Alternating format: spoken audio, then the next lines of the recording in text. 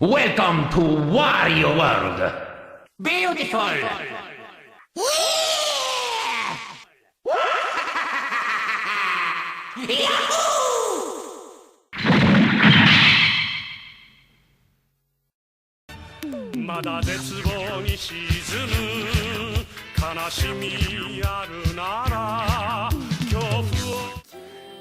Hi, this is Wario7793, and I thought I'd showcase this model that I've been working on.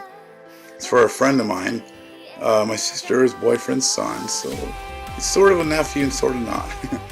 But anyways, he's a good friend who moved here to the same town I'm at, and he bought this really nice Gundam model. As you can see, it's model GF13 017NJ2, I believe. And he said he wasn't too sure if he could do the model himself or not, so he asked me if I'd give it a try. And after about 12 hours or so, over so many nights and a couple weeks, I got the model finished. And as you can see, it's a pretty nice model. It's scaled down to 1/144, so the real Robotech or Gundam actual vehicle would be 144 times taller than this. I think according to the statistics here, you can see on the booklet that came with it, it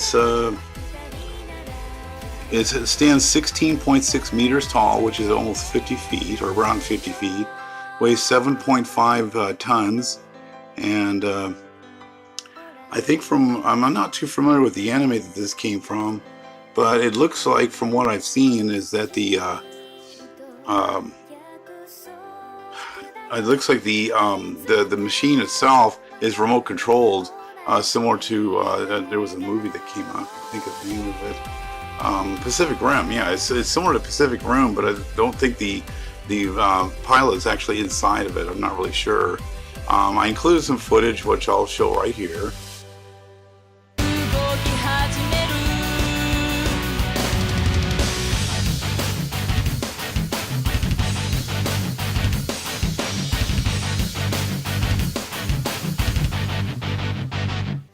And then we'll get a closer look at this vehicle. It's really fine looking piece here. Get close to him. I did make a few little mistake boo-boos, but I'm going to let the viewers try to figure out if they can actually see where they're at. I can think of three mistakes I made when I was putting this together. This took me at least 12 hours. I worked on it an hour or two, various nights that I had time. From what my friend told me, he said this model costs around $30, and you can get them at various stores, like hobby stores and so forth. The weird thing is, it does come with a couple of sets of hands, which I'll put one on here in a moment and show you what the sets on the pair on the very left there, which is the default set, which cannot hold those flaming swords of his. So give me a sec here, I'll go ahead and fix that. I'll go ahead and put those on. The model here is shown with the standard set of fists, which are, the holes on them are too small. I don't think you can put anything in those little holes. Before I started on this model, I decided to get me, I ordered these off of Amazon.com. Let me move these out of the way here.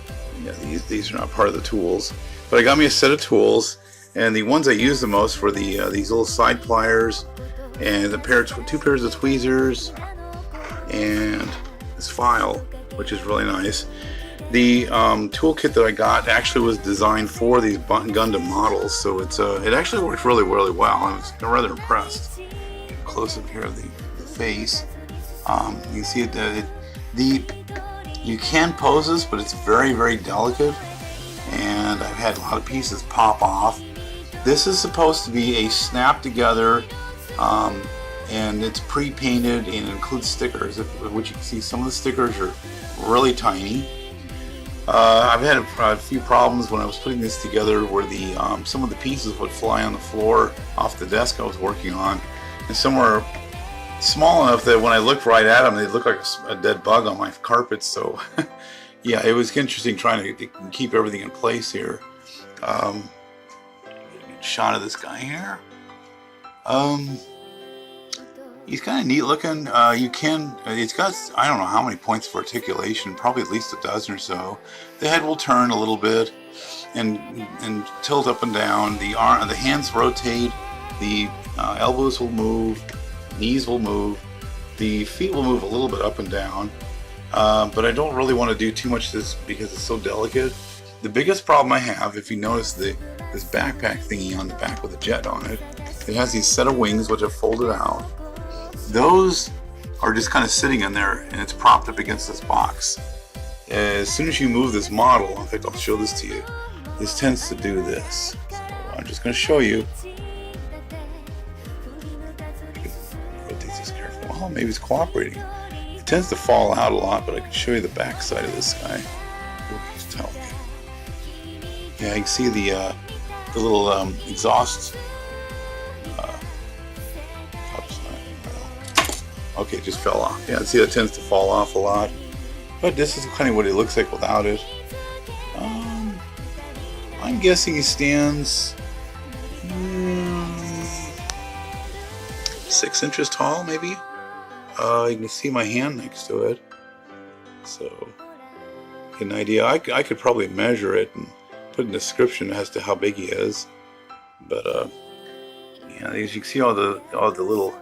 Oh my goodness, the detail work. I will admit, this is produced by, it's Bandai, the same company that did Power Rangers and probably did this anime too. I mean, I guess I'm not exactly sure who the company is that made this. I don't really know. The one tricky thing was the instructions. If anybody buys one of these, the instructions are all in Japanese. There is no English anywhere on it, but the parts are labeled very well. There's a lot of parts. I'm going to guess 200 to 300 pieces that are used for this. If you do this correctly, like I did, I had about 8, maybe 9 parts that were extras, that were leftovers. Other than that, all the parts that you see on here, there's one of each, and that's it. Or there's one, to go on, because some of them had duplicate pieces on there. Let me see if I can rotate this around a little bit here. The hands that come with it are like flaming hands that are splayed open a bit. I did boo-boo on one of them. There's a piece that goes on the other hand here. It's missing. It might go on okay the way it is, but there's an extra piece on. These are supposed to be flaming hands, I believe. And then you get these palms here that are open for some reason. And I guess it's for if it just wants to maybe talk to the hand. I'm not sure. And then you got your swords over here. The swords are not the same length. One's shorter than the other. No, it might be because it makes it easier for perspective. I'm not sure. You can see the head on it, the face. It's got a chest which you can open. That shows another something. Give me a second. I'll see if I can open this without destroying this. Okay, if you notice inside there, that little red thing's a sticker that was put on there. I'm guessing that's some kind of a chest blaster, but I'd probably have, I'm sure if anybody sees this video that knows anything about these, they could probably let me know what some of this is. It looks like it's got some kind of arm blasters or arm blades. I'm not really sure. This thing is really neat looking. I used to watch a show back in the 1970s called Robotech, and they had these robot vehicles that look very similar to this. This looks like it could transform into a jet of some kind, but to be honest, I'm not sure if it does or not. I hope it does. This thing looks like it could. Like this looks like it could be the cockpit right here. It would fold up front like a transformer, and the head would disappear inside. The shoulders look so amazing. It just screams awesomeness. For any little boy or girl that likes collecting these. I told the owner that I would carefully find a way to get this over to his house that he's staying at so he can display this for himself, and I'm just going to give him back all the pieces and everything that's in with it, the box, the manual. I told him there's a missing the handle stand that goes with it. I might even be able to find a picture of what it looks like. Yeah, there it is. You see it has that red battle stand it's supposed to have on there, but I don't know where. It must be sold separately, I suppose. It has a part number on here. BA4A. You can see it's all written in Japanese. Lovely. And I don't speak, I really don't speak Japanese, nor can I read any of it. So, yeah, this was interesting to put together. But at least some of the symbols kind of make sense. They have little tiny marks that show you the orientation of parts. That little guy right here is I believe it shows that it can be toggled, or it can move in a slot like a ball joint.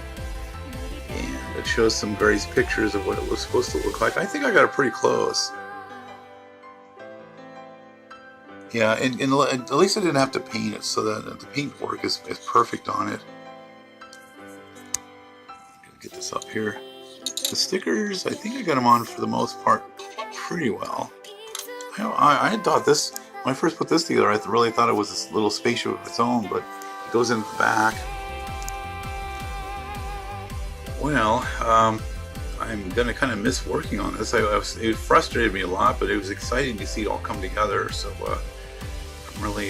I'm very happy. I'm sure the owner is going to really enjoy this. This is Wario773 signing out, and thank you very much for watching this.